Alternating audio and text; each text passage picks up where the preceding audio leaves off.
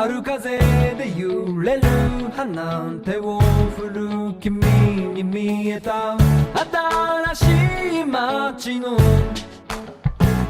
この寂しさいつかは思い出になるはずさ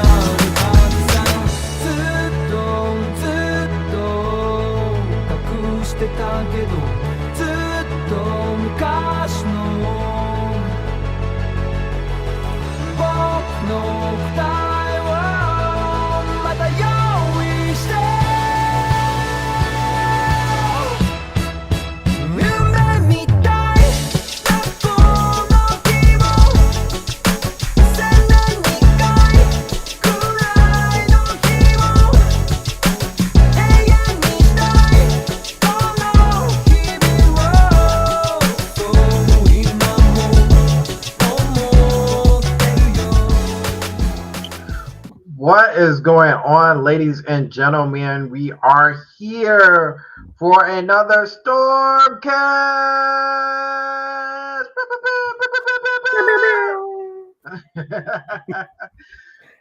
We are here on another beautiful Saturday. It's getting a little cold out there. At least here in the Midwest, it's getting a little cold out there. Oh yeah. But as you see, we got a guy over to my right, my main man, and can I make this announcement? Am I allowed yes. to make? Okay, awesome. Perfect. I think so. Whatever you're saying. Perfect. So we've got we've got something special for y'all. Let me go ahead and cue the music. Y'all know what that sound is? Y'all know what that sound? Let me play it back one more time. It sounds like a new challenger has entered the building. We've got officially a new member to the Stormcast. My boy, Nintendo Cisco. Nintendo Cisco, how you doing, man? Hey, glad to be on another episode. It's been a while since I've been on one. I think it's been a couple months. Yeah, it's been a little bit. It's been a little bit. But yeah, no, I'm definitely getting back into the content creator thing, and being on here is always fun. So yeah, definitely want to be on here more episodes and show up more often every week. So yeah. Glad to be part of the cast. We really appreciate it, man. We love the energy. So with that being said, thank you. Now, before you know how we do, we got to do this because we do it every week. But before we jump in to the icebreaker, we got to open in prayer. So, Father God, thank you for allowing us to have this space. We appreciate you. We honor you. We love you. We thank you for everybody who shows up in the chat. We thank you for positive vibes. We thank you for positive words and thoughtfulness. And we just thank you for allowing you to let us have this space so that we can talk about those things that we love to talk about and honor you. In Jesus' name we pray. Amen. Amen. All right. So let's just jump right into it. Now, I think y'all thought that this was going to be a normal podcast, a normal Stormcast, where we were going to talk about what have you been playing lately, especially because we have Nintendo Cisco on here. We really want to know what have you been playing lately. But we're not going to do that this week because it is a special. We are actually going to keep it themed. So the theme, moderators, if you can write it down in the chat, the theme for this week or the icebreaker for this week is, what are your top 3 jump scares in video games? Oh, and perfect timing. It's the man. Hold on. It's the man. We've got the co-host of the year, of the decade, You know what his name is, but I'm gonna say it anyway. We got Trey Vito in the building.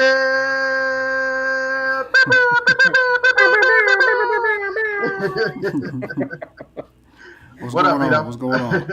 What's going on? Hey. Can y'all hear me? Yep. All right. You are on. Cool, You cool. just hopped in right at the perfect time. So, All right. if y'all did not catch the Vitoverse yesterday, first and foremost, I'm gonna say go ahead and check that out. You need to go ahead and check that out. Vitoverse was really dope. We had a great special for that on the entertainment area. And now for this, we have it on for the video game area. Now Vito did this icebreaker, and I did borrow from him. I'm gonna be honest with you. He had for his icebreaker, what were your top 3 jump scares, just in your life, right? So mine are gonna be, what are your top 3 jump scares that you've had in video games? And not just like one of those, like, you know, like when somebody like try to, you know, and you like jump, you know, you like, nah, I ain't pulling. Like one of those, like, oh. Let me turn the TV off. Let me turn where the light at? You know, like one of those. So we'll go one for one. Cisco, jump scare. What's a jump scare for you?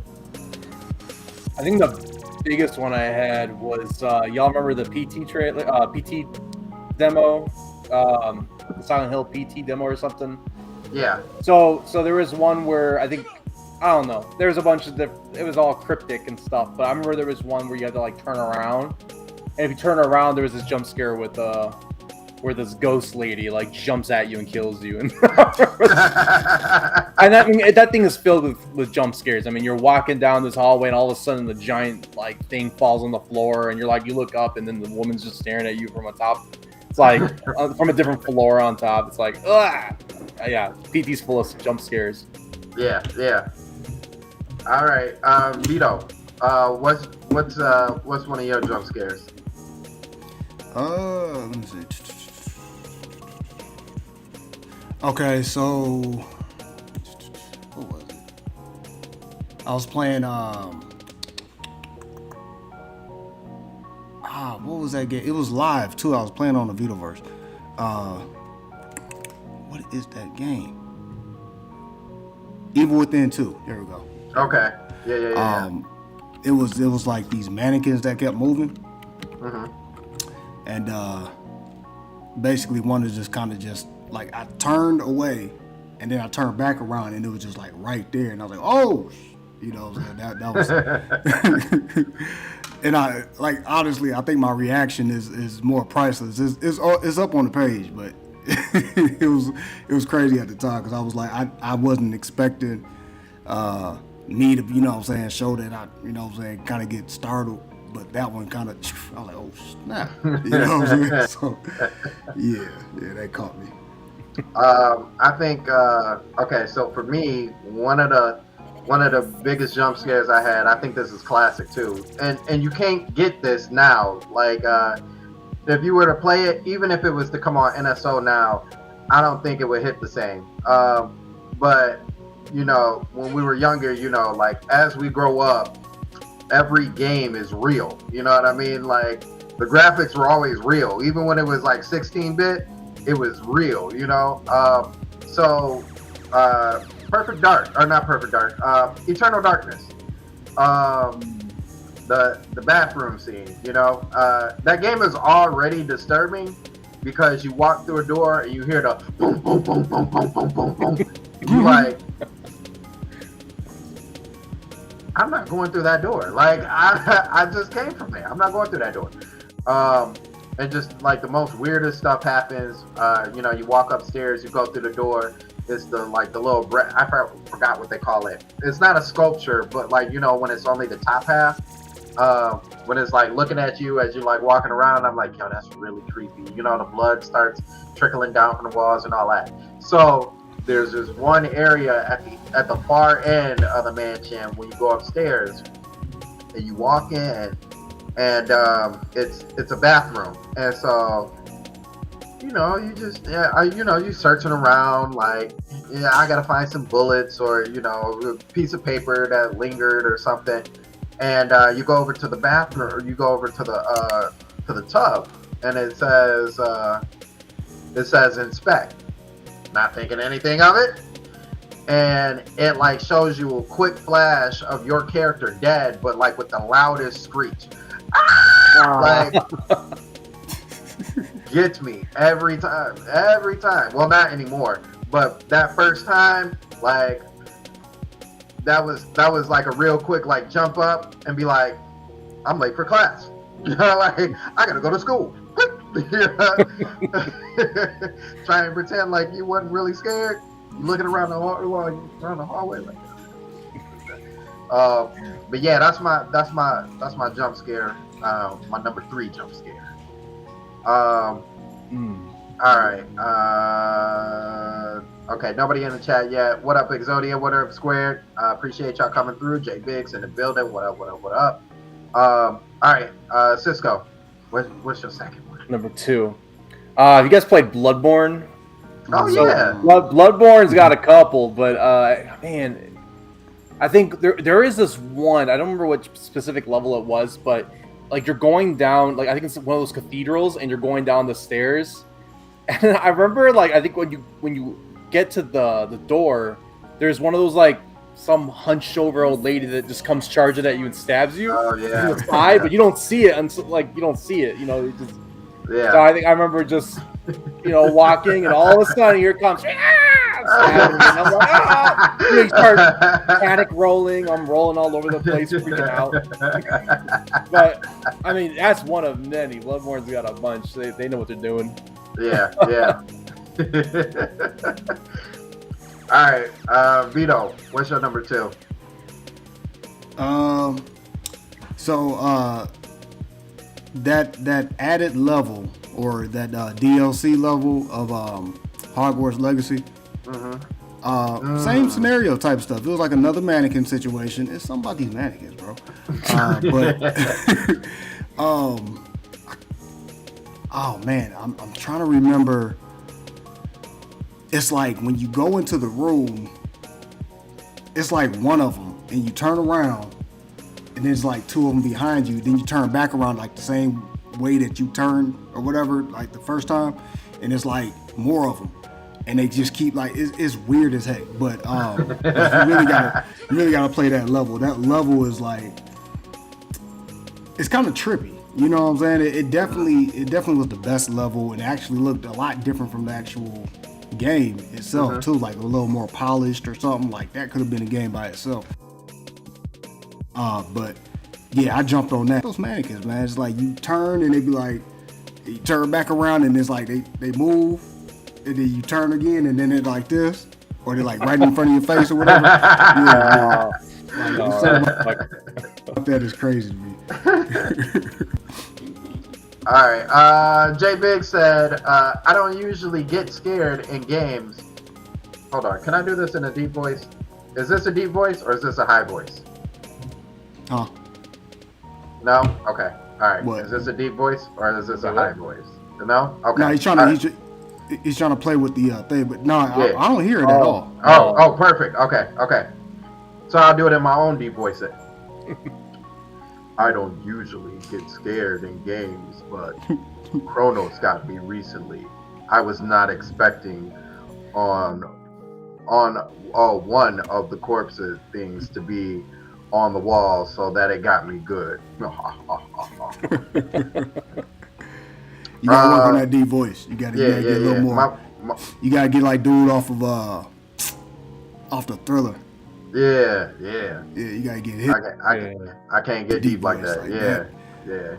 That deep voice, but mine's more like that radio, like smooth jazz. You know what I'm saying?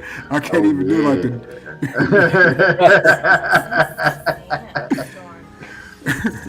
All right. Squared said the mummified dad in Majora's Mask in the music house basement. Yeah, that one will catch you if you're not really paying attention, because you could sneak in there and run down there, and you'd be like, ooh, one of those. I remember that. That's my favorite game, so why wouldn't I know? burglars in The Sims 1 with that warning music. I don't think I've heard that.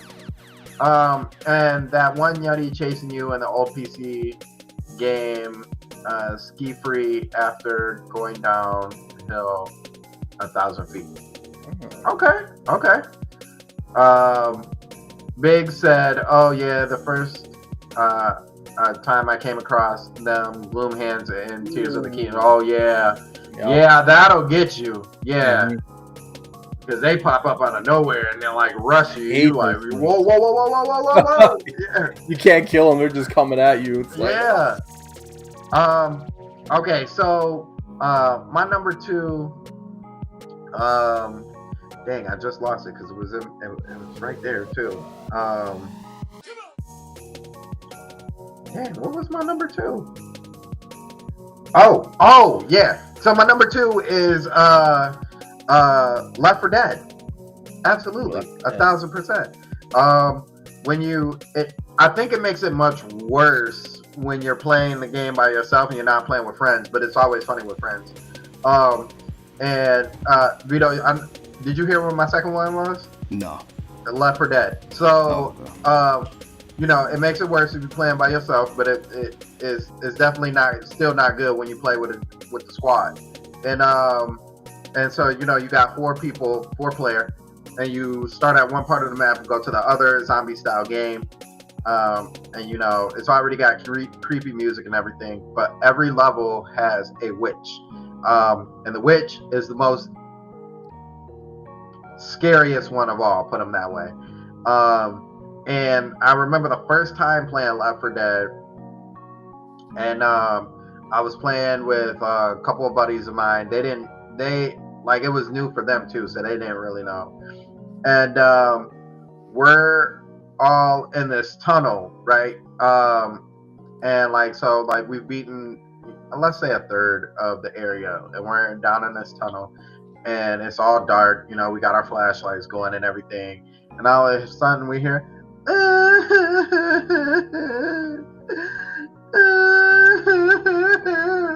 and the music starts changing, and we're like, what is going on here? This is creepy as heck. And so, real slowly is this little girl just kind of crawling towards us. I'm like, yo, this is messed up. I don't know what that is. I don't know why they're trying to make it all creepy. And my boy's like, I'm pretty sure we gotta go help her. So she gets up. Yeah, so the crying is going and everything, the music so he's like, all right. He's like, who's gonna go help her out? Because we're probably gonna have to carry her to the end of the level. And I'm like, it's gonna be me, isn't it? And they're like, yeah, you should probably do it. And so, you get up close enough, and she jumps up and oh man, that had me. So for the next minute and a half, all you hear is, get her!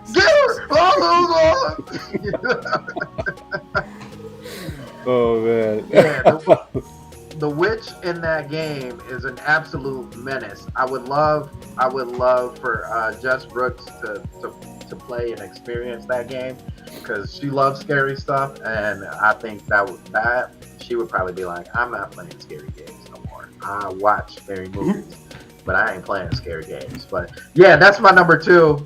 I say all that to say, always try to stay away from the witch. Don't waste your ammo. Oh, you are so funny, Exodia. Exodia said anytime Bruce showed up in Skyward Sword. It's got the music.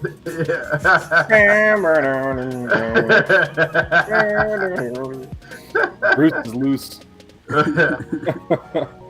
All right, for our number 3, Cisco, what you got for us?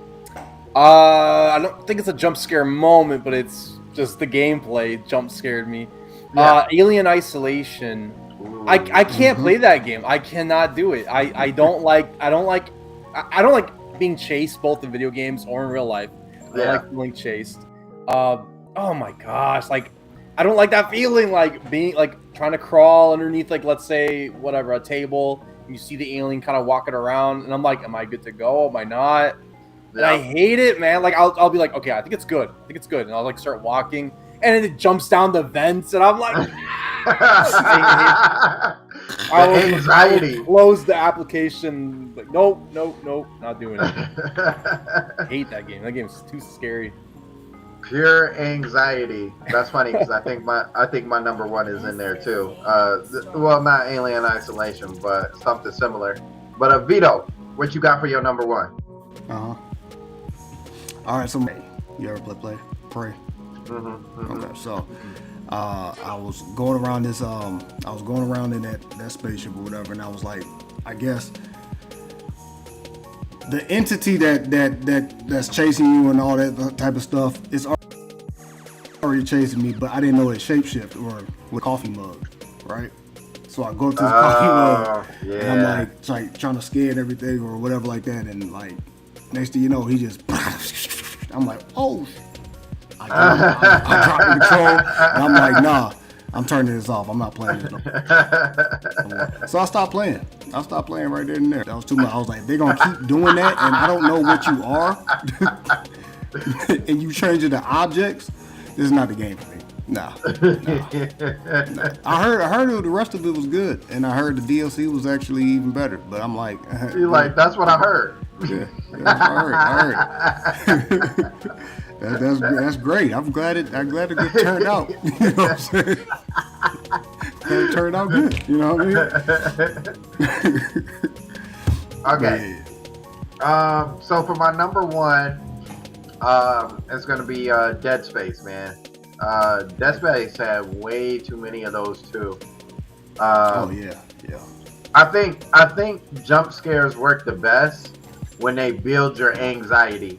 You know what I mean? Like, so like in Dead Space, you see like people mangled and all that other stuff. Every now and then, you see a person like, you know, and you like, dang, I could have shot him. No, and in reality, you couldn't have because that's how the game works. But, and then they do that whole creepy like shadow runs real fast, and you turn around, and you're like, dang, I hate when they do that, you know. And so I think it was like the first time you run into like one of the, I forgot what they're called, but aliens basically.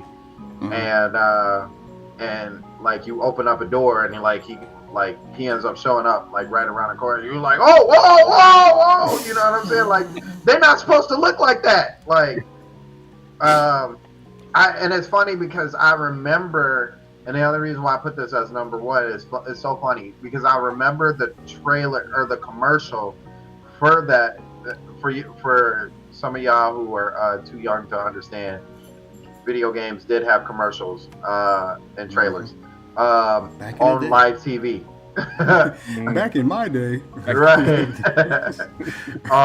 And so the one for Dead Space was that it was too scary, so they had like adults. You know, parents come in and play this game, and it always showed like each of the parents like, woo, ah, you know, woo, woo, you know, like I'm like, this is so fake. Like they is faking. So I picked that game up just because, you know, they were like, oh, this is the scariest game that you could ever play. And then I was like, yeah, okay, I kind of feel that. After playing, I was like, it was a little creepy. It was the closest thing to you playing Aliens, a good Alien game, you know, at the time. So yeah. So those are going to be our top 3 biggest jump scares. If you guys have any more jump scares, please let us know in the comment section below. We would love to shout those out. But with that being said, I think you know what time it is. I gotta make sure that my time is right. Oh, interesting. It is not on here, so I have to set it up. That is crazy. I must have not have saved the last one. So it? That's not what I wanted. I want. There it is. That's what I want. Not that. That. Okay. There we go. All right. So back to what I was saying. With that being said, we have our latest and greatest new entry in the show where we talk about breaking news coming live from the Sandstorm Show, featuring the Sandstorm crew. Good evening. Welcome. So, we've got a few things on the breaking news list today. Starting off with the first one, Assassin's Creed Shadows is coming to Switch 2 in December with cross progression. This I thought you said cross dressing. Well, full on cross dressing. I'm like, wait, why are we? What? And that is the news you need to know. This is a special edition.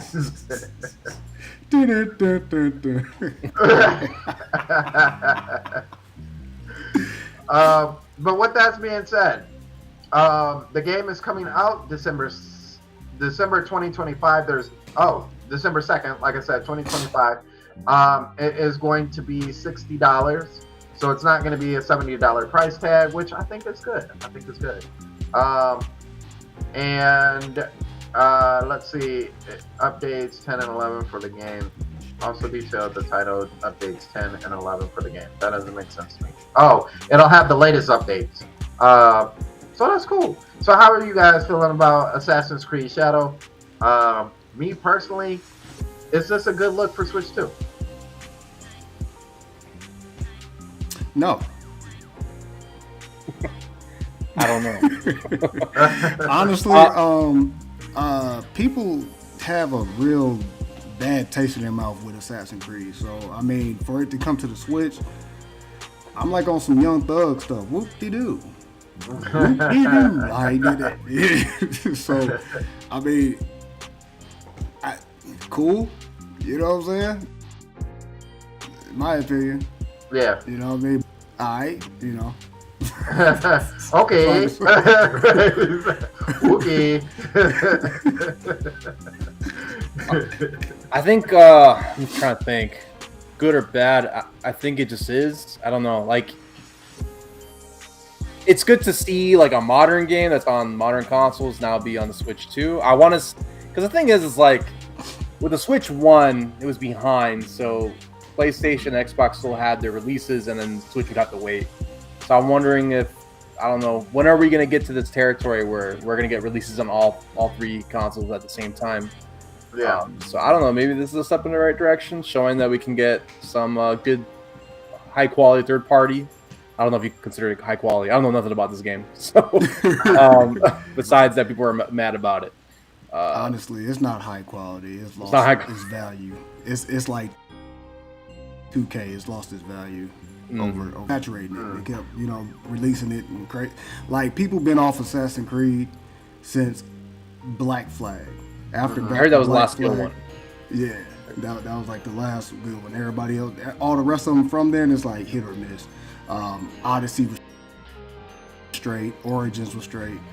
Holla, but they were like they're doing too much. Like I don't know how we got to Ragnarok and like we got to Asgard, and it was the way they did it was very odd. It was like y'all did too much. You know what I'm saying? And y'all put too much into that. Using people by the main character, you being Odin, like a descendant of Odin, but you being him reincarnated at the same time. It was weird. It was just, it was like, what are y'all doing, man? What are y'all? Yeah, but yeah, so people been on and off. And then the controversy with Shadows as far as the main characters and what was true as far as the black samurai and what was true as far as the lady samurai and their sexual preferences. They were mad about that, and I'm like, you know, it's too much going on.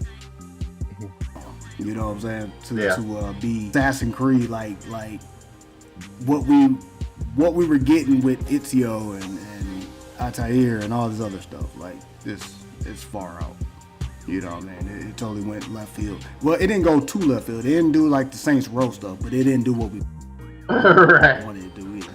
Right. You know what I'm saying? It's funny. I think we talked about this when we first talked about Assassin's Creed, like back in the day, Vito and I, and talking about how it was almost like a no-brainer to go to Japan and do samurai and ninjas. Like it was a no-brainer at that point in time, and that was back in the early 2000s. Yep. You know, and it took them 5,000 years to do that. And same thing with Egypt. Like we were like, go to Egypt. Like y'all are all, but it took y'all like a long time to do that. You know what I mean? And it's funny because by the time they did that, it was like we don't care anymore. Like, yep. It was like they waited too long to put it in their back pocket. And so, you know, it's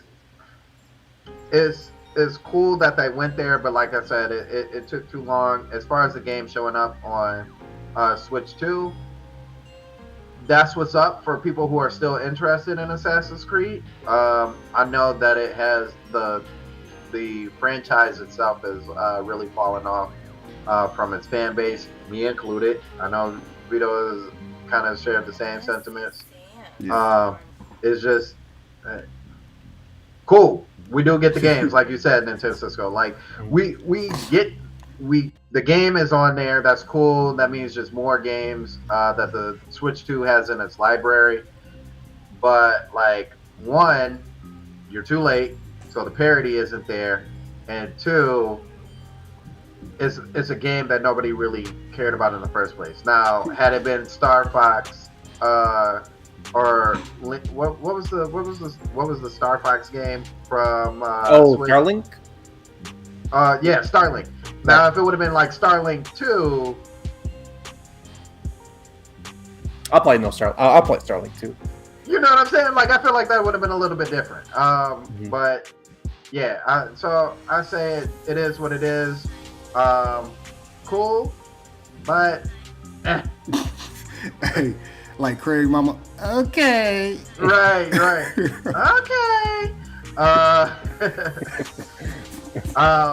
Next, we've got another game that got announced. Now, this one has a little bit more hype to it. Fallout 4 Anniversary Edition got announced for Nintendo Switch 2. Yes, sir. I would show y'all a trailer, but I mean, it's not really much to the trailer. You know, I would love to show it, but ain't much to it. So, actually, I will just, because, you know, we do that on this channel anyway. Heads up.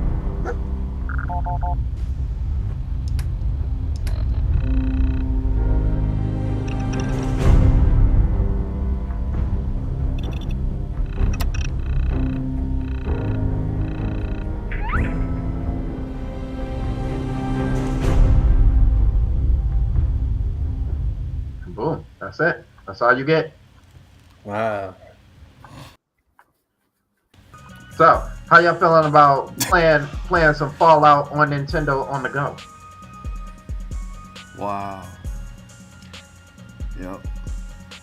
no, it's gonna be dope. That's. I mean, well, you know what? I mean, they have to compete with. Well, I don't say they have to compete, but I mean, you do have extra thingamajig, and I'm sure they want to have Game Pass, and I believe Fallout 4 is on there. Yeah. On Game Pass, so I mean, there's going to be people like, oh, let's compare it to see what looks better. And you're gonna get that, but as far as like the fact that I can get it on my Switch, I think that's dope. You know what I'm saying? Switch 2, I'm sorry. I think that's dope. And I think it's good for Switch. especially since, you know what I'm saying, Switch is considered the kiddie system. So, you know what I'm saying, just to kind of shut people up, you know what I'm saying? Dad, Let's get some of these baby. adult type, you know what I'm saying, Yeah. games on here just to shut these people up, you know what I mean? So, Yeah. Jessica. Similar to Sandstorm, are you okay? Yeah, can you hear me? Yes. Oh, yeah. Mom!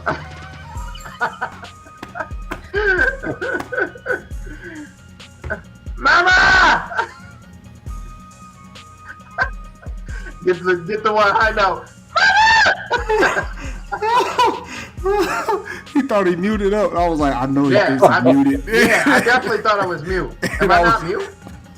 I, I was like, oh, this is how we do it here. I guess Yeah. we don't mute. Grandma, bring me some egg rolls. And then the way he was doing it was like, it's so convincing. He was like, man, Josh! He was looking at the camera. Y'all gave me no indication that I was still live. None. No indication. I was trying to talk over you. I don't know. I was like trying to talk, but then I was like, oh wait, should I keep talking or should I stop quiet? Oh, man. I was like, looking back and forth, all panicky. Well, since y'all know, I was actually trying to get a drink. And yeah, because a brother is hot down here with his sweater on. Oh, so. you gotta get a mini fridge. Right, yeah. Yeah, we're going to. Jessica! I think my daughter was like, she's not even down here. Okay. My bad. Go ahead, Vito. I'm gonna step aside and go grab something. It was Cisco. Right. No, I Fallout 4 being on Switch, I guess it's like the same equivalent of when they first shut off the Switch 1. And they're playing Skyrim on the plane, I think it was. Oh yeah, To show like, oh, see, it's not a kid system anymore. How it was with the Wii U. I was like, oh, Yeah. hey, look at we big boys. We play Skyrim on Switch now. So maybe that's Fallout 4 kind of. Right. That's the same energy. Yeah. Yeah, I mean, I've never really played Fallout. I do know that they're older games, and so like if I wanted to play Fallout 4, I'm sure that I could buy that for like $10. So what would the anniversary edition? Because I'm sure the anniversary is gonna be $70 on Switch too. What would be enticing for me to buy it on Switch for $70 versus just buying the regular edition for $10 on PlayStation? Yeah. And again, that's coming from someone who doesn't really play Fallout. I was really excited about the 76 until all the reviews came out and I canceled my pre-order. Oh man. Never mind. I thought it was gonna be the greatest game ever made, and then reviews came out. People got there. It got better. It got better over time. Like going into it now. If you go into it now, like it's 10 times better than what it was when it released. I think it was because it was super glitchy. It's almost like what it reminds me of. It was like Cyberpunk, right? It was like kind of the same upbringing of Cyberpunk. Yeah, somewhat. Or No Man's Sky. Yeah. Yep. It had that same I heard all treatment. Cyberpunk and No Man's Sky I heard are like really good now compared to. Yeah. They just keep like getting like, especially No Man's Sky. They just keep adding on and on and on. And Cyberpunk, it's cool where it's at. But Fallout 6. Was it 76? Yeah, 76. It definitely took a minute, but now like they keep adding on to it. And I think they just recently added something onto it? Sandstorm? For what? Fallout 76? Yeah. Like they have like a new DLC for it, or they added something. They keep adding stuff. I don't remember what this last one was, but the one before that was they added fishing to it. That's what it was. Yep. It was fishing. Yeah, so you could have the fishing and the grilling and cooking out, and I'm like, Fallout game? I mean, that's cool. It's cool. Don't get me wrong, but like, I don't play Fallout to play Sims, so you know, it Yeah, is what it is, I it's guess. an acquired taste. Right, you know. I'm a sucker for a good fishing mini game. I love that stuff. Even in I Portland, listen. I'd be like, If ah, they can, real quick. if they can bring it back to Zelda, you know, that would be great. That's That'd be that. great. Yeah, that's when you guys were talking about that. That's what I was thinking. I'm like, man, the best games I loved doing fishing, they took it out. No Mhm. fishing in Zelda. They even took out fishing in Pokemon. That pisses me off. Yeah. Bring it Oh, I back. was fishing in Pokemon. Oh, snap. Yeah, that used to be a whole shining method. With you'd get the octillery because it had the ability to suction cup, so you guaranteed Yeah. a catch. And then when you did it consecutively, it would raise your shiny odds. That was Oh, fun. wow. I enjoyed that. Yo, yeah, they need to bring that back. I wish. That sounds good. We're like a good 3 games in a row now or 4 games maybe. Without, in a row with no yeah, fishing. without fishing. Yeah. Mm. Yeah. Yeah, because it wasn't in Scarlet and Violet. Dang, it wasn't in. Was it in Legends Arceus? Was it in? Now it's Sword on and Shield? GA. It was in Yeah. Sword and Shield. I think Was it was it? the last It one they was. did. Okay. I don't know if you count Yeah. BDSP. I think it was in BDSP as well. But that's a remake, so it has to be in it. Right. Yeah. Yeah, that's crazy. But with that being said, Fallout 4. So I think this is cool. I really love Fallout 4. I enjoy it. I don't have, nor have I played any of the DLCs for it. So like me picking it up, that'll be a huge win because it'll have additional content that I'm not used to actually playing. If it has cross progression on it too, then that would be absolutely lovely. If not, that's okay. I'll be fine with it. But this would mark, correct me if I'm wrong, the first Xbox title to come over for Switch 2. I think there was one You before said that. for Switch 2? Oh, for I Switch. think, yeah, for Or Switch just 2. Switch. Yeah, because I know. Oh, yeah. Okay, so I know Indiana Jones got announced before this did, but depending on when this drops, it could come out before Indiana Jones. Is what my sources, who are not named Nintendo Prime, have said. So, yeah, man. Either way, it's cool that we're getting another Xbox title, or under the Xbox helm, if you will, over here on the Switch. And I think Fallout 4 is like one of those perfect showcases, especially when it comes to playing the game in handheld mode. Mm-hmm. Now, for the dock mode, I mean, I think it's going to be okay. I think it'll probably be, you know, 4K 40, 4K 60. There shouldn't be any reason why it shouldn't be 4K 60. But even then, I think it's going to be a great game, and I think it's going to actually sell really well, to be honest with you. Because this is also the first time that we've gotten a Fallout game on a Nintendo platform. So, huge.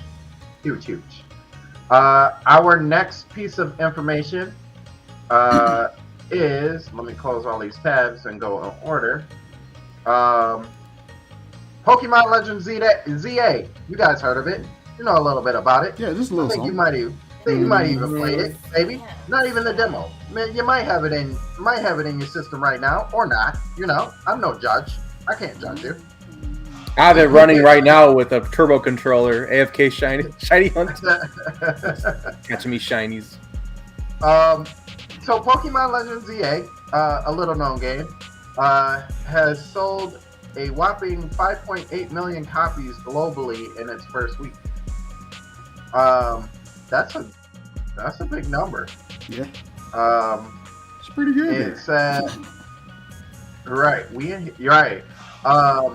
It says that it's just shy of the original Legends, which sold 6.5 million copies worldwide in its first week.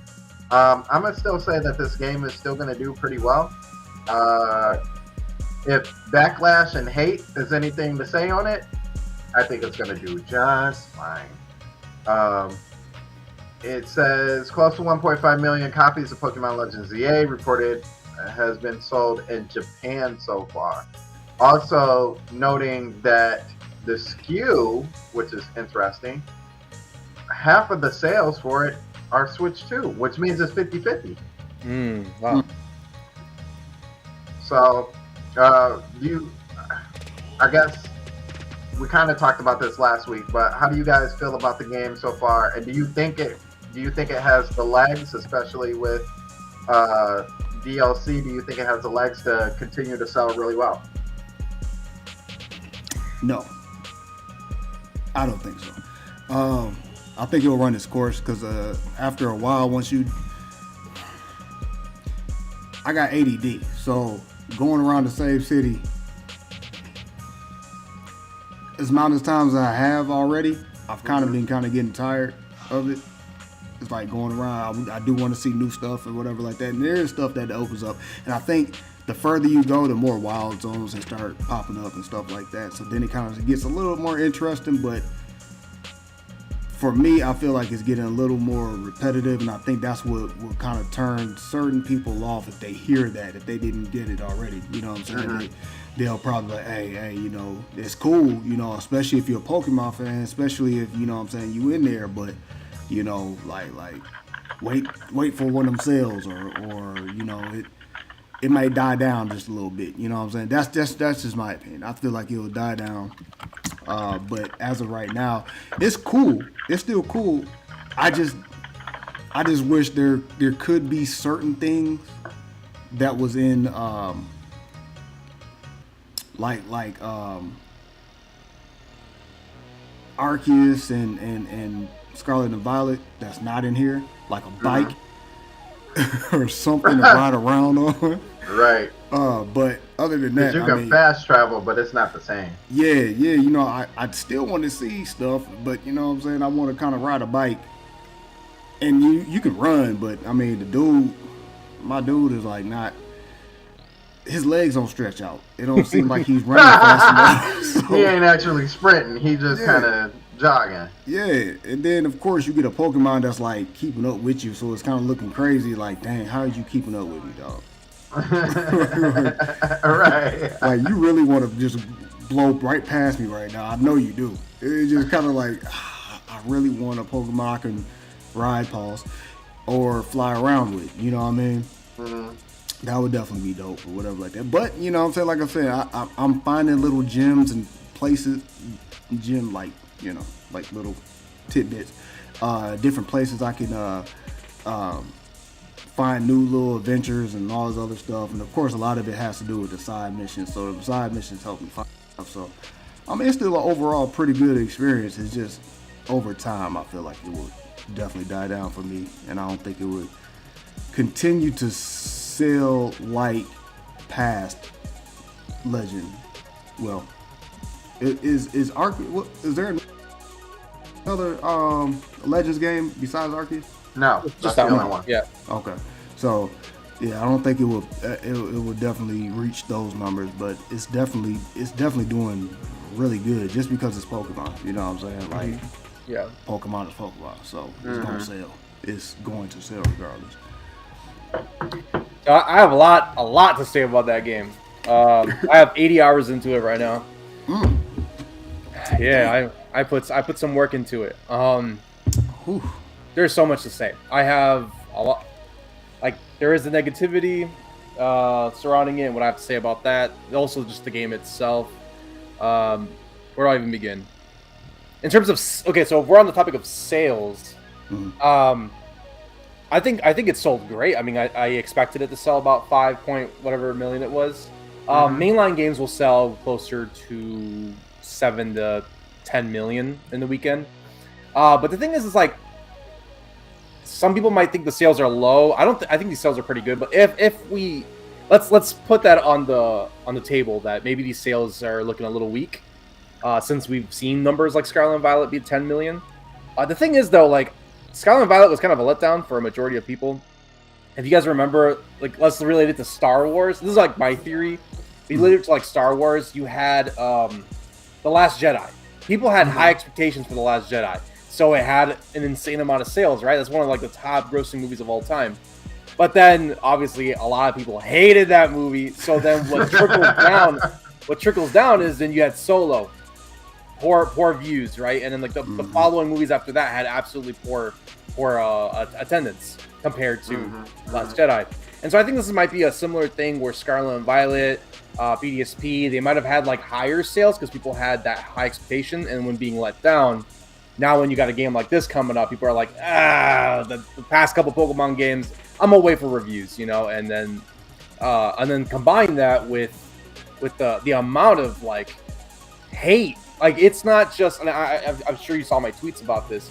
It's not even just like, this game has a lot of wrong things like glitches and bugs, so it's not worth it. No, it's like this insane like wave of hate towards this game and anybody who plays it. And at first I thought it was just like my feed, right? But no, I have my IRL friends are coming after me being like, hey, about that Pokemon game. I'm like, it's great. Yeah, I'm enjoying it. And they're like, no, this is a terrible thing. This is like Pokemon, multi-billionaire company, flat walls, and I heard you can't go into buildings. I'm like, why do you care about that? In previous Pokemon games, towns, the whole entire town or city would just fit in your little screen. I mean, go to Lavender Town, that whole thing just fits in a little grid. You know, and you go into the two buildings, and like one's main story, but then the other two buildings, you walk in, someone says, oh, I see a Puchiana on TV, and you just walk out the door. Like, there's nothing to do. I'm gonna just walk into a house, stare at somebody, an NPC that has nothing to offer me, doesn't give me an item or anything, and I just walk out like, yeah, that really gave me my money's worth for the game. Like, no, like, in this game, you can go into buildings, but they all are usually related to a quest or main story or something. They have a purpose. And so, like, I'm like, you know, I had a conversation with a friend who was like, it's terrible, man. I'm like, you don't care about going inside buildings. You're just saying, it's like a sheep herd mentality thing. Like, you go online, people say it sucks, you go, yeah, it sucks. And it's like, and my theory is, if you give people the Pokemon game that they dreamed of, they're gonna hate it anyways. Like, you know, give them that Pokemon game where you can explore every single region. Everyone's gonna hate it. No one's gonna. I had someone literally tell me, it's too big. It's too big. I had someone telling me this past week, Pokemon's stupid, blah blah blah blah. Right? Like, I don't know. They're just trying to get under my skin, and they're like, it would make sense if Pokemon did like a Tekken thing, and like you can play as the Pokemon and fight. I'm like, that's hilarious. They made that. It's called Pokken Tournaments. Nobody played it. Nobody played it. It's like they do the same thing, and they give us the same BS because we buy it, and we don't play the other things when they do want to put some quality. But anyways, the hate for the game aside, I can go on and on and on about that. But my personal feelings about the game, I think this game's absolutely amazing. I think it's great. Is there downsides? Absolutely. The Wild Zone thing, I thought I would warm up to it, especially because it seems like it's a part of the plot of the game, of like people not really liking the Wild Zones. I beat the game. I'm still not sold on these Wild Zones. I don't like them. They're ugly. They don't fit into the city. They also don't make sense. Yes, we're going to have this Wild Zone in the middle of the city because we want people and Pokemon to live together in harmony. Then why do you have these giant kaiju-looking Pokemon with red eyes the moment I walk into I got a Houndoom biting my ankles the moment I walk into the Wild Zone. Like, I got like an Alpha Kangaskhan knocking me down and killing me. Like, you got the Alpha Magikarp. You want to go take a nice stroll along the stream? Alpha Magikarp blows your socks off with Hydro Pump. Like, this doesn't make sense in the way the environment is. I hate it. But I always, the people who are criticizing the game, I say, what do you yourself look for in a Pokemon game? For me, I love when the Pokemon, like, when I can send them out and it feels more personal to have the Pokemon walk around with me. And like in this game, it's like you can have your Pokemon walk with you and you run into battle, and it's real time Xenoblade style like fighting, and I love that. Yeah. So that's where like I'm really loving the game, because it's addicting, because I love the battling. To get the shiny charm, you need to get 1,000 battles, and people are like, "No, this is too many battles," and I'm loving it. I'm naturally I think I'm at like 800 battles or something, because I just love playing it. It's so much fun. I'm having such a good time with it. I'm raising so many different Pokemon. They made it really easy to raise Pokemon in this game if you're into like the VGC competitive stuff. Really easy to get your Pokemon all set up for competitive. I'm loving the game, man. And then my character, big thing too. My character looks like more of an adult, not 5-year-old in Scarlet and Violet, where I couldn't get any drip at all. Like, so I like the game. I can go on, but I'll cut it there. Like, that was the hugest problem for Scarlet and Violet for me. Like, you got to wear them short, cut-off shorts. Oh, and they would I made never. It work for me. I made it work with the school uniform. I'll go get some like it's weird. I gotta show y'all. It's weird. Then hair is key. Yeah, hair is key. Like you gotta have it like dyed a certain way and cut a certain way just to make your character look like he has some drip. Just a certain way. So when they went from that to ZA, I was happy because we was shopping. We was out here shopping. The moment Jack said I got broke off of going and look for drip, I said this man spends way too much on clothes. And then I went to go buy something, and they was like, "You don't have no money," and I'm like, "No money? When in a Pokemon game have I never had no money?" Yep. That's crazy. I'm broke. That's why I keep doing battles just to get some money because I run out of money like buying clothes and then buying stones and all that type of stuff. Yeah. I go broke real quick. Yeah, in the night I'll get like a couple $100K. I'd be like, yeah, I'm rich in this game, and then it goes away instantly. It's like, oh wow, dang. Which is good. I think that was like a problem, like a non-issue that they addressed. Because I feel like you never, like I said, in all the other Pokemon games, you just have money. Like you the champion and you beat the Elite Four and you got money. You know what I'm saying? It's never a problem for you. But I think, to answer the question, do I think it'll have longevity and do I think it'll have legs, especially with the DLC? I think there will be a small second win, but I don't think it'll be. I don't think it'll be to the same level of like the initial release or anything anywhere close to that.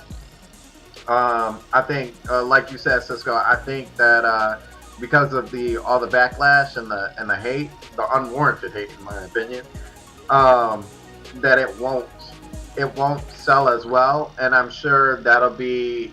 But it'll sell though. That's what's so crazy. Like for regular games. Like, there are certain games that are outside that window of, like, well and not well. You know what I'm saying? Mario Kart. Animal Crossing, if that's proved anything. Smash Bros. You know what I'm saying? GTA. For the most part, the Call of Duty games. Like, you can be like, oh, that game only sold 54 million, but that's 54 million though. Like, yeah, is it the worst in that franchise's history? Sure, okay, but that was 54 million. That's like nothing to just shrug off. You know what I mean? So, do I think that ZA will? I mean, it's already at 5.8 million. That's already good. You know what I'm saying? Yeah. So It's a success. Yeah. So I see it landing somewhere in the teens, maybe in the 20s. By the time everything is said and done, let people find out that you can fully transfer a lot of these Pokemon from ZA over to the 10th generation, and guess who will be buying this game again? Well, that's how they do it. The whole Switch generation, especially for those like to do competitive, like, oh, you want Zacian and Zamazenta in Scarlet and Violet? No. You got to buy Sword and Shield for that. You want the DLC exclusive Pokemon like Urshifu? No, you got to get the DLC. That's how they get you. You have to get every single game. I think Brilliant Diamond Shining Pearl, if you had purchased Let's Go, was it? Or Diamond or Let's Go. It was. I remember they gave you like a Jirachi and a Darkrai, or no, a Jirachi and a Mew or something, depending if you purchased it. Yeah, Jirachi and Mew. Yep, because I ran with them on my team for the rest of the game. Yeah, and that's how they get you. It keeps you in check. Like, oh, but I'll miss out if I don't buy these games. And right now we got this situation where ZA, it's got the megas and everything. Oh well, Champions is coming up too. Yeah, So you might be able to transfer your stuff to Champions and be ready for that. And you know what's going to happen with that? There's going to be an exclusive Pokemon that you can't get outside of this game. Yep. Which is funny because that's why the original Legends has all your starters locked, because their final forms are different. Like you can't take them into Scarlet and Violet because of, I think it's because of their typing, not because of the move set necessarily. But you can't take them out of the original Legends, which is wild to me. So yeah, I say all that to say, try the game. So yeah, okay. On to our last piece of breaking news. We have Halo. Halo was announced for the PlayStation 5. And so when Phil said everywhere, gosh darn it, he meant everywhere. He said, I'm pimping that boy out. Moment of silence for Xbox fans. Yeah. And so, it's what's crazy about this whole thing is that I feel like with the way that they're trending, right? The first game they got was it Horizons or Indiana Jones? But they got Horizons, they got Indiana Jones. Now they're on to Fallout. And like, I hate to say it, but like, this is kind of the course that they're going for, to like, it seems like slowly bowing out without bowing out, right? There's this clip that goes around. Shout outs to Juice Man Vaughn. He said that he showed the clip of Sarah Bond talking about how having exclusives were antiquated, right?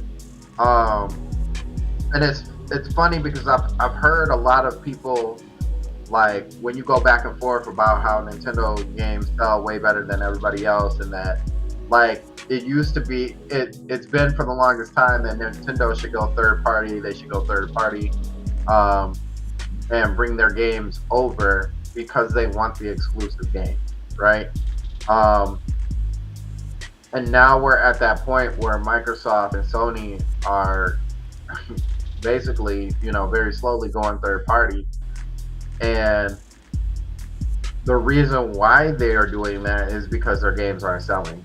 Not nearly to the numbers they need to be. As a matter of fact, I dare say this. If Microsoft and Sony exclusives sold as well as Nintendo games, do y'all really think that they would be putting their games on their competitor system? No.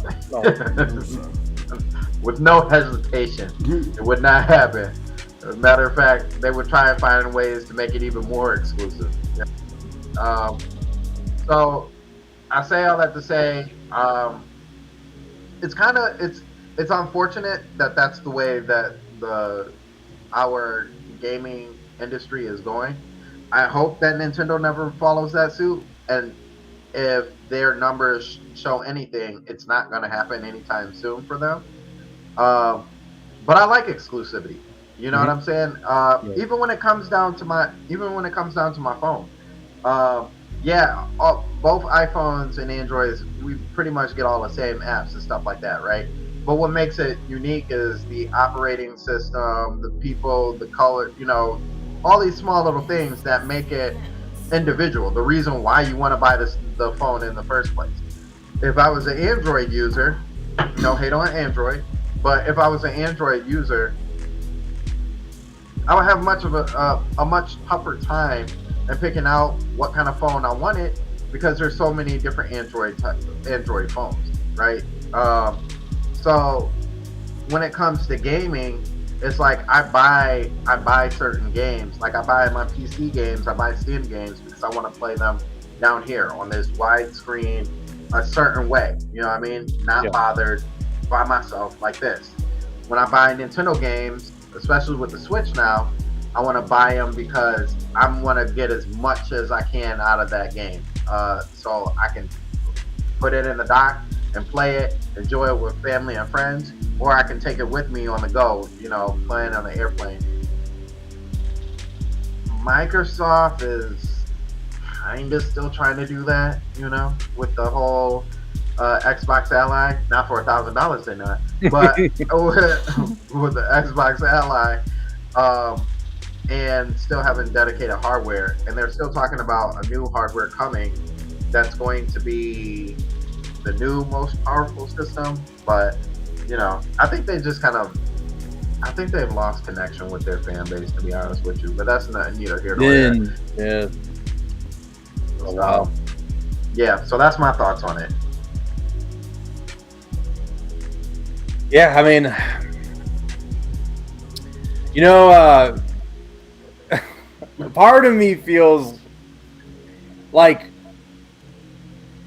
that pride of like, I always pick that. I'm glad that my side was slowly won. I mean, when I was a kid growing up, I was always told Nintendo sucks, Pokemon sucks, Yu-Gi-Oh, Digimon better. No diss to those two franchises because they're awesome too.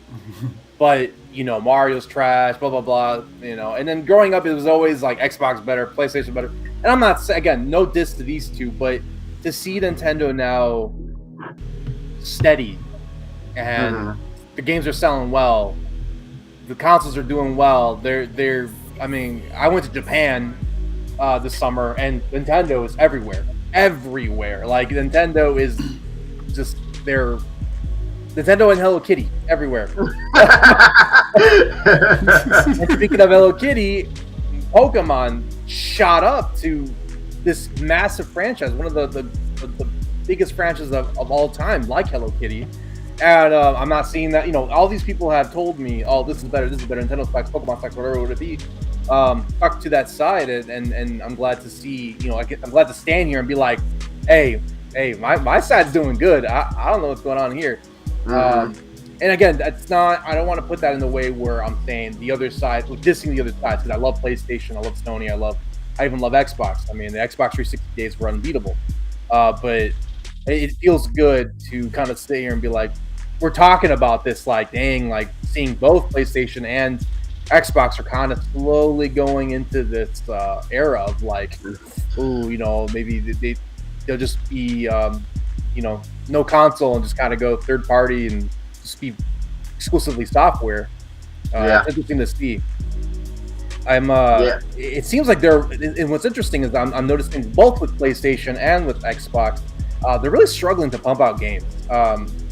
Sony is not necessarily like struggling to pump out games, but their games have such a massive development like time that they can't. They're not shooting them out like once a month like Nintendo, and that's okay. I actually kind of prefer that. I don't want to have a 45-minute or 45-hour game of Sony come pumping out every month. Right. I would never get through the backlog.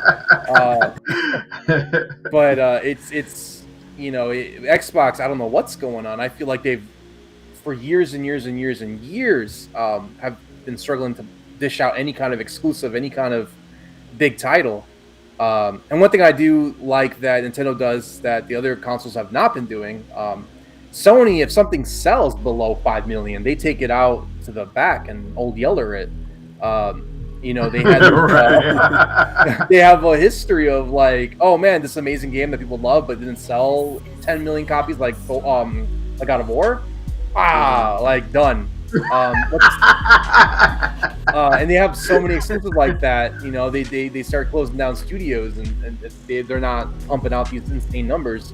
Whereas Nintendo, it doesn't matter. I feel like if a game sells less than 1 million copies, they'll still keep the IP going. You know, Metroid has struggled, Star Fox has struggled, Pikmin has struggled. A lot of franchises have struggled, and yet here we are. Nintendo gives it another chance, and then suddenly Animal Crossing is blowing up. Suddenly Pikmin 4 is selling the best of any of its previous titles.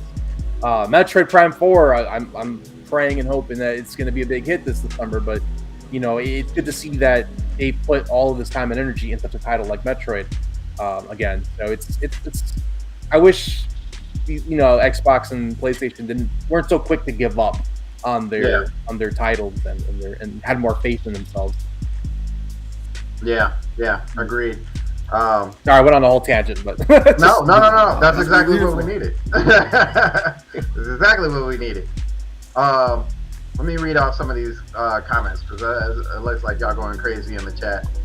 Squared said, "There's also the thing that Xbox never really had a dedicated fan base, since most 360 owners were just PS2 owners before PlayStation 4 owners later."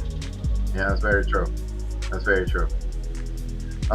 Exodia said, "Man, the idea of dedicated Xbox hardware is DEAD." Dead. Absolutely. It's crazy how that works, right? And to be honest with you, I feel like they both did it to themselves, really. And we're at a point where basically you can't. Yes. Michigan State just scored 10-6, Aiden Childs. Oh, thank you. You're watching? Yeah. Awesome. Michigan State just scored 10-6. But you can't BS your fan base now at this point, right? And like you said, I think what Sony and Microsoft really struggle to do is put out games. Just having those games so far apart, right? Where Nintendo has it's not even like Nintendo has more studios than them. They're just smart about how they distribute the games. Oh, you make a smaller game, you make a bigger game, you have a couple smaller games sprinkled out, so we can just get that little money. And that's why I think they really continue to stay relevant. So yeah, I say all that to say I hope that Xbox as a whole don't leave, and I hope that they keep around, especially companies like Bethesda and Blizzard and stuff like that, because they make quality games. They make really good games, and they have really good franchises. But I hope that it's not like the true end for them. You know what I mean? Hopefully that they'll still have some games and some offerings to provide for us. So yeah. But with that being said, that is our breaking news featuring the Sandstorm Show, brought to you by Mario and Friends. Thank you, Nintendo. All right. So for our main topic, I actually had to think about this for a little while. Because every year we have our holiday anniversary things as far as October. Sometimes we do November, and we definitely do our end of the year stuff in December. With that being said, October is a time where we often talk about the spooky stuff and the chilling stuff. We kind of did this a couple of weeks ago, but these questions are going to be a little bit different in the sense of, the first question is, what are some of the most spookiest or best Halloween-esque style locations that you guys have played in your video game careers? Say what? Yeah, that's no. right. I didn't get it. Say it again. So what are some of your favorite or spookiest areas? Environments? Yeah, that's the word I want to use. Okay. Environments that you've played in or that you've played in your gaming career. I'll start off. I'll help you out just a little bit. But one of my favorite environments that I've played so far in my gaming career is an easy one, because it's all about Haunted and Luigi's Mansion. Yeah. The original Mansion. I thought it was set up perfectly, not just from a game perspective, but from a puzzle perspective. It had like the whole, the ghosts and everything. just the whole setup of that area, and then just to go in to the final game, which I guess I should have put this in breaking news. Luigi's Mansion will be available on Halloween, which is the perfect time. We were talking about it on the Nintendo Bite podcast, so that is definitely a thing. With that being said, very awesome game, but that I think what really made that game is actually the setup of the mansion in itself. So yeah, there wasn't any creepiness to it, but the music, along with the sound effects, and and even like with the vacuum, and it would like rattle certain things, you know. Yeah. Just that overall game was amazing. But I definitely think how they had the mansion set up and the way that they had it set up with secret doors and stuff like that, I think it was a top tier as far as environments go. Also, any of my moderators, throw that question out. What are some of your favorite environments, spooky or otherwise, in your gaming career? Cisco, what is one of the greatest environments or one of the spookiest environments you have played in your gaming career? To be honest, Luigi's Mansion, I think, is like one of the top ever. Everything, sound design and environmental design, everything is perfection. Not really much is coming to mind at the moment, but there is one I would like to throw in. I don't know if it's necessarily spooky, but it kind of gives that vibe. Nier Automata had this one of the first worlds, I think, where there was one of the bosses would like puppeteer the dead bodies of other androids. And it was like this amusement park theme, and it was very creepy. It was like a broken down amusement park type of thing, type of vibe. And I just remember like how morbid that was at the time, where it was like you have this boss, and then you're fighting your like pretty much brethren, but they're just like dead, and they're just being like puppet master jutsu'd in there, and really cool. And I don't know, that's really all I got. Nier Automata. I think throwing that in there is kind of fun. Yeah, got a good spooky level. Yeah, absolutely. Vito, what about you?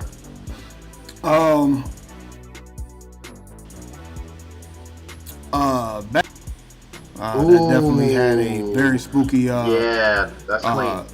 Like, soon as you go in there with the Joker and stuff like that, it just it automatically kind of puts you in this like, oh snap, we in this asylum and we stuck in here because Joker didn't plan something, and now we in this craziness. Yeah. And then like the level, I think I even told you this, the level with Scarecrow, when Scarecrow like hit you with that little toxin or whatever like that, I had nightmares about a big giant Scarecrow chasing me around this broken up asylum. Like, it was crazy. So I'll definitely put that as one of the Yeah. Okay. For me, I'm gonna take it back old school for y'all. The old haunted house in Super Mario World. I think that was probably one of the original, like, and I've told this story so many times when I was younger, and playing Super Mario World in the basement of my aunt's house while she was in Detroit, when she lived in Detroit. There was nothing down there really. It was really just like cement flooring, you know. And just that music like was the setup.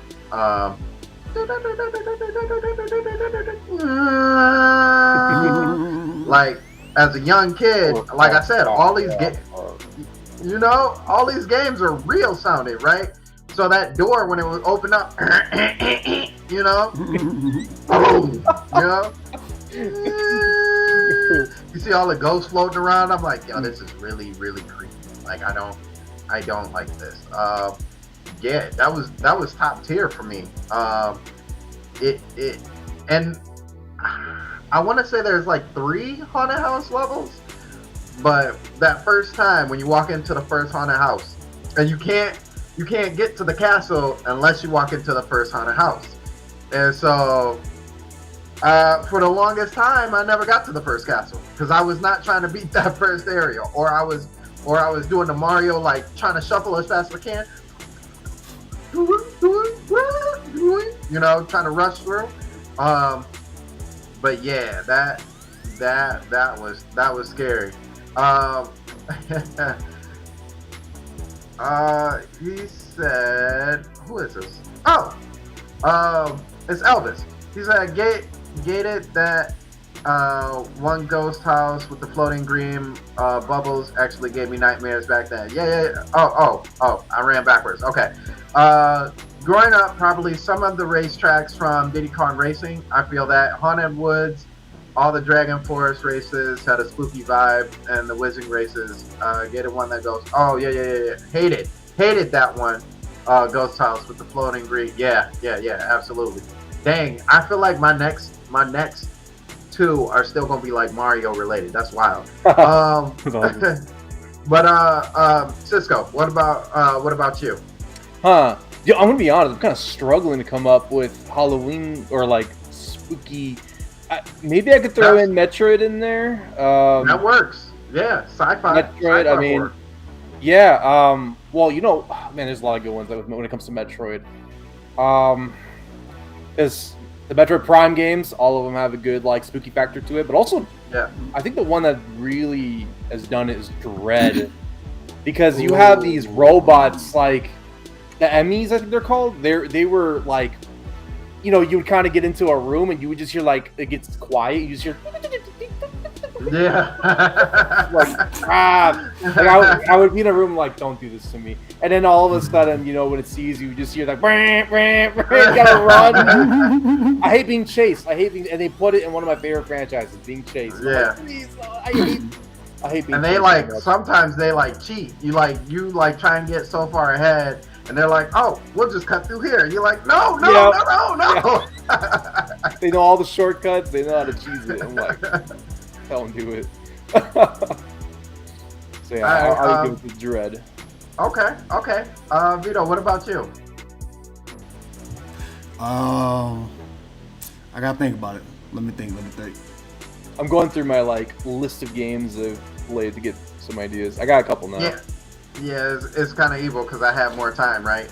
So this is not really necessarily like haunted or whatever like that, but it is, and it does get very demonic. But Dante's Inferno, yeah, that definitely set when that world cracks and you gotta go down.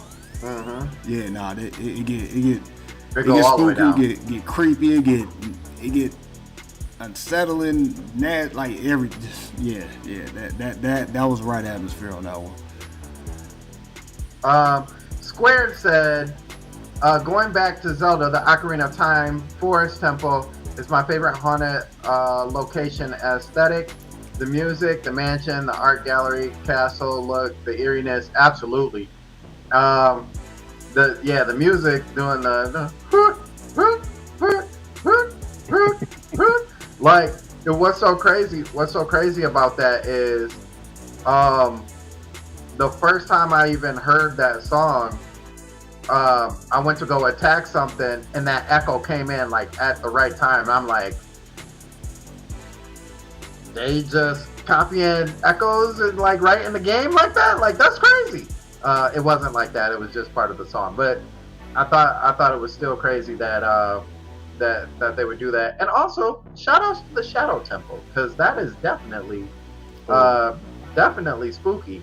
Now, that wasn't my one, but my one actually was Mario 64. And if you know what I'm talking about, the haunted house in there. You hop into that haunted house and the music is already a little bit spooky, but what catches you every time, you walk in that room with that piano and you like, ain't nothing in this. They're like, oh, you know. Yeah, that was definitely probably top of his class. It showed that Nintendo, and it's so funny because coming from Super Mario World, I'm like, they can't make haunted houses scary anymore because I'm older now. You know what I'm saying? Like I ain't even scared like that. Like I was so crazy. I was like, it's so crazy that I thought I was scared of like a 2D game, and it's like, you know, making all the beep beep beep beep beep beep beep beep beep beep beep beep beep, like for the music and all that. So I'm like, it's a 3D game now. It's all colorful. I'm good. Hop into the ghost area, and I just felt like my PTSD came back so quick. This is just a regular level. You okay? You all right? Oh, look at this. Oh, it's a room in here. Oh, it's a piano. I wonder if I could jump on the piano. You know. Yeah. All right, Cisco. You said you got more now. Yeah, now I have the opposite problem. I don't know which one to choose from. I still, not my choice, but I still want to give a quick shout out to Bloodborne. I mean, with the cathedral aesthetic and everything, like we'll talk about spooky Halloweenish. Like that's the one to go to. This is kind of a random one to throw in there, but I think it would kind of be a fun one to throw in this mix. Earthbound. If you guys have played Earthbound, it's not necessarily the whole thing spooky, but there is a level where you have like this cult of like blue people. I always thought they were like KKK members, but I guess it's not based off KKK. It's based off these people, blue period people. I don't know, but they you know, they have these hoods and they're like painting things blue, and like it's just like morbid. The music too, if you listen to some of the tracks, like for example, like a lot of those earlier levels of Earthbound have a little more like happy music, so it'd be like, but then like this one, like a lot of the music, like when it gets like serious, you'll just kind of, it would be dead silence. You just kind of hear like little noises in the back. Like, it's like, what the heck's going on? Why is it so like creepy and cryptic right now?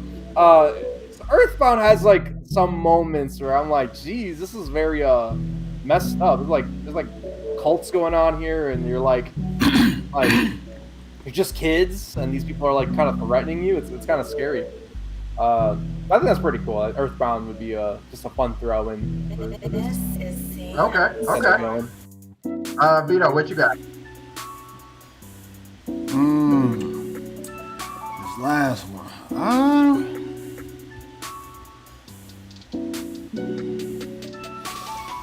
I'm gonna have to go with I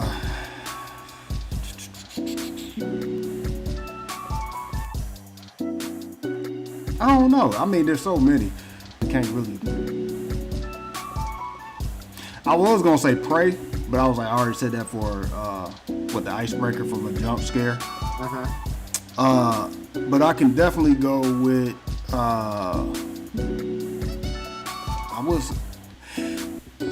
Are we talking about stuff that's just spooky, or are we just talking about just has that hollow, or just because like the way I'm thinking of it, demonic stuff is definitely, you know what I'm saying, goes along the line with that type of stuff. So I would have said not Dante's Inferno, but Devil May Cry. I'll take it. I'll take it. And shout out to Bayonetta too. But Bayonetta, somewhat.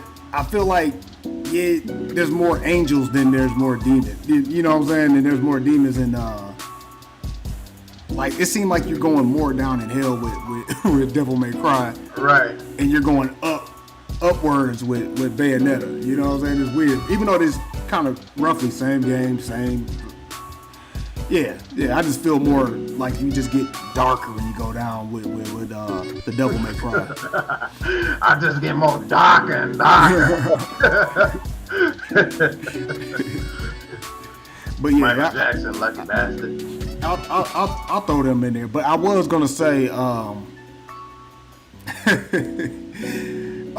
was a level in Last of Us 2 Part 2. When you had to go into this infirmary to get some medicine or something crazy. Anyway, I think you were either Ellie or you was Abby. No. It was one of them. But anyway, you had to go into this hospital place to get some something. It was something in there you had to get, and basically something happened where you fell through and you had to.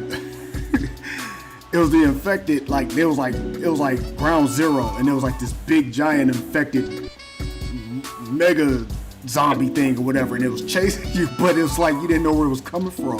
So he kept like I think at first you kind of go through these rooms at first and you're looking for stuff, and then like out of nowhere, like he just boom, and you just fall through the little floor, and now you're like in this water, and you gotta like you can't see where he's at. Like you're just trying to find where he's at and stuff. You're like, oh snap, where you at? And he's like, and you would think this big thing, you can see it. No, he comes out of nowhere, and you're like, I mean that whole situation just going into there was crazy because it's ground zero of the outbreak or whatever like that. So there was zombies out there. There was all types of. It was crazy. It was great. I like that atmosphere. It had me like just to even like, all right, come on, because I want to say it was Abby because I felt like I was like Abby. I like playing with her because she was a tank. And I was like, yeah, you know, I can take anything with her, you know what I'm saying? If something getting home, I can knock it off, you know what I'm saying? We can box a little bit. That thing was huge.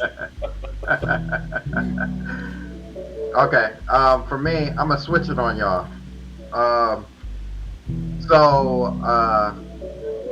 Bully, Halloween time.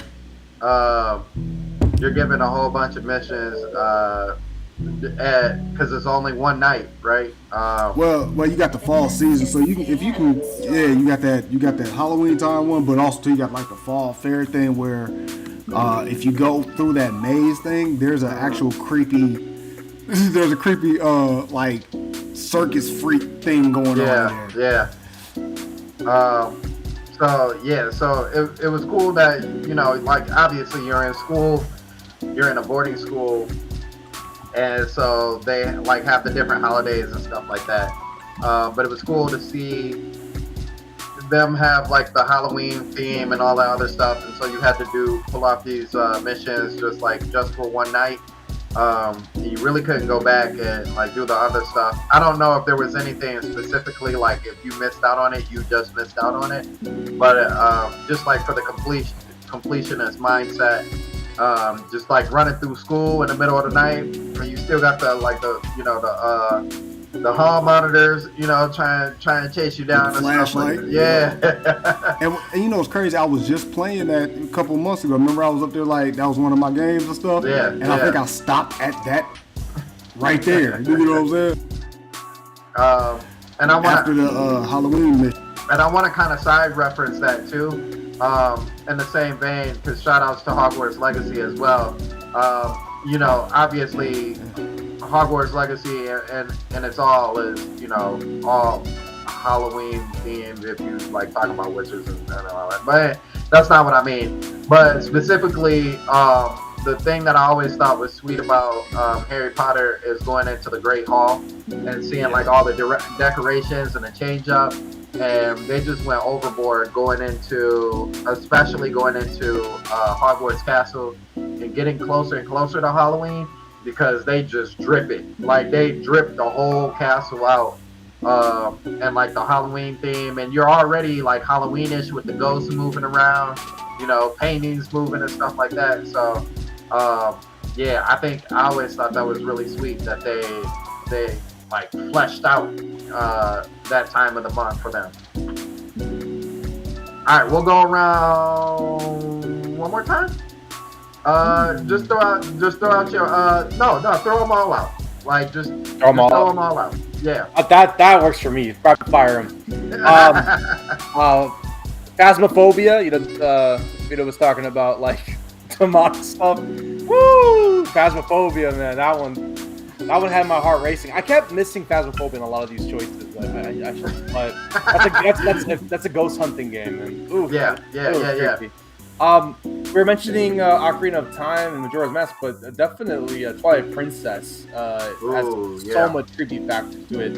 I forgot what they're called. You had those like beasts that would come out, and I don't like those.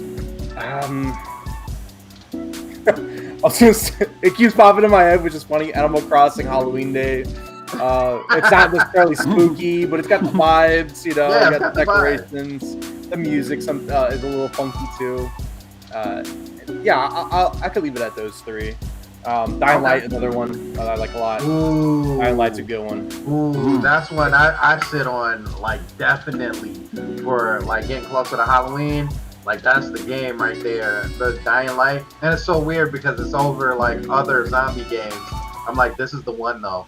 That's the best one. I play other zombie games to chase get back those good feelings of Dying Light. I never played it. Yeah. All right, Vito. That like it was kind of hard for me to get some, but definitely, I mean, Hogwarts Legacy. But that's really like we kind of covered. You know what I'm saying already. Yeah. You already got Hogwarts. You said Bully. I can throw one just willy nilly just to kind of just save time, but Rugrats. Okay. I like it. There was a mission on there where you had to run through the house with Chucky, and you had the flashlight, and there was ghosts, and you had to like hit the ghost with the light or whatever like that. Okay. So mine are Super Ghouls and Ghosts. Obviously that whole game is painted around haunted theming and everything, which is one that I really love. The music is prime in that game. Another game that I would pick out. Sorry, I gotta like minimize my screen so I can remember all these. I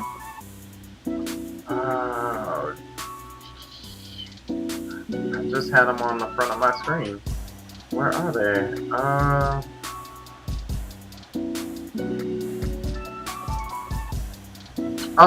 The one that we just talked about, Fallout. Shout outs to Fallout. All the Fallout games. So there's some Fallout games where you go into an area like a school or something like that, and they show off like it depends on the time of year, but they show off like Halloween decorations and stuff like that right before the Fallout actually happened. Or just even the fact that you deal with ghouls and zombies and stuff like that. And then there is I feel like there's a mission around one of those too. So shout outs to that. You've got sci-fi horror and games like Starfield. There's like a whole one centered around aliens, kind of. And you go through this abandoned starship that an alien has, xenomorph if you would, has killed all of the crew. Was it the starship, or was it like you had to go to the starship, but you had to go to was it on the ground? Because I remember that mission being on the ground. Nah, it's in space. It's one with like a really high level. There might be two then, because there's with the xenomorph situation. Yeah. There's one where it chases you around this base. Yeah. You know what I mean?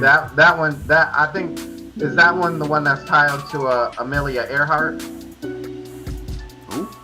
Oh, okay. You don't know about that. Never mind. Never mind. Nah. This one was well, it's hard to explain because it's almost like when you complete this, like whatever, it almost seems like this could have been the end of the game type situation, because it reminded me of Mass Effect, like when it kind of went to the end, like when you went to the New Atlantis or whatever that place is called or whatever. There was a kind of final battle there or whatever, you know. Okay. What I'm saying? So, but that xenomorph mission where you fight like at this base, that was part of that, you know what I'm saying? Because you had to go get somebody. Okay. You know what I mean? Shout outs to Skyrim. There's an area in Skyrim where you get a staff called the Wabajack. Mm-hmm. And you go through the castle, and at first it's just like, it seems like it's just a room. and then when you go through and you grab the staff, like just a bunch of crazy stuff happens. But yeah. That's all I have. And that is all we have. Let me read through some of these comments. Squared's last piece said, and the music in the Shadow Temple has 3 notes of Zelda's Lullaby at the start, which I didn't realize till way later. I'm gonna have to go back and listen to that because I didn't realize that either. Yeah. What was it? The Shadow Temple's theme music. Yeah, I'm gonna have to check that out. But yeah, that's all we have for now. Thank you guys for joining us for our Stormcast special. We will be back next week. We're gonna do a Pokemon ZA fashion show. I'm ready. Probably next week when we have the full cast, when Geronimo and Jack are in the building too. I'm ready. I'm ready to get my drip. Yeah. I spent $500K, I think, on clothes. I got how everything. much I spent for this? You understand the drip? I don't like. I wish they had like you can get jewelry. The only jewelry you got is that was about it. Now, so I make it look like a watch. So I'm always doing this on the poles or whatever like that. But yeah, I wish we had jewelry on that one. Yeah. I mean, you got earrings, but that's like it. Then the earrings are for the. Yeah, I know, because they ain't both here. I know. But not even, you know what I'm saying? I think the best they got is studs. That's what I was rocking. Yeah. Studs. Yeah, But it's that's only about studs. it. Everything else is girl earrings. Yeah. We're close. But still a miss. With that being said, before we get out of here, Nintendo Cisco, what you got up for us? Oh yeah, you haven't done this in a while, huh? Well, you know, it's been like 3 episodes of this podcast where I say at the end, yeah, I'm going to start contact back up, and I never do. But I mean, my friends blessed me with a Switch 2, and I've been playing Pokemon, and I really want to, you know, first of all, I want to do a thank you video, so that's coming soon. But I have, earlier this year, I bought the newest Elgato. I never used it, but I have it set up now. Just got to get some, the colors are weird, but once I got that set up, like, I want to start streaming. I want to start doing some Pokemon streams. I've been saying that forever, but it's more in motion now than it was before. Now I'm more motivated than ever. But that's about all that I got going. Might kick off my TikTok. I might start doing just regular videos where I'm just talking on the camera, talking about video game topics and stuff. But slowly coming back to content, and that's really all there is for on my side. Okay. Vito, what you got up? All right, so right now we have the complex versus battle between Cash Money Records and Limit Records, and I'm watching that currently right now. But what I'm gonna do is I'm gonna rewind it and actually do my own reaction to it. I was actually supposed to be doing it live, but you know, I'm here on Stormcast holding it down. But definitely stay tuned for that on the Vitoverse music. I have to release the finish my reaction, or I have to release my my finished reaction of Jack's Rebirth album. Me and Sandstone was talking about that yesterday on the Vitoverse. Yesterday was the Vitoverse. We did our first Vitoverse in a long time. I think Vitoverse is actually going to be sporadic as of this point because I'm focused on Vitoverse music. So definitely join me over there if y'all want to hear some hip hop stuff, the music stuff. I'm really going hard on that channel. Vito Variants should be. Every time I come over here, I say Vito Variants has something in the works, but I never do it. But eventually there will be Vito Variants. You know what I'm saying? There will be some reactions, some ghost reactions, and you know how I be doing conspiracy theory stuff over there, just the weird stuff. You know what I mean? So just stay tuned for all that. But other than that, that's all I got. Okay. And you know how we do here on the Sandstorm Show. Every Saturday at 7 o'clock. That's how we get down. Eastern Standard Time. Sunday, we have the Winging It podcast, which is also at 7 o'clock Eastern Standard Time. And on Monday, we have the Jill podcast, which is at 7 o'clock. Last week, I was all geared up and ready to be on the Jill podcast, but unfortunately some things happened, like the Lions game. So we weren't actually able to get onto the Jill podcast. There's just some technical issues and stuff like that, but that's okay. I'm sure we'll be back next week. You can catch me, Trey Vito, Geronimo, Action Jack, and the latest member, Nintendo Cisco, here on the Sandstorm Show. The Avengers! We thank you guys so much for coming through, and we'll see you guys later.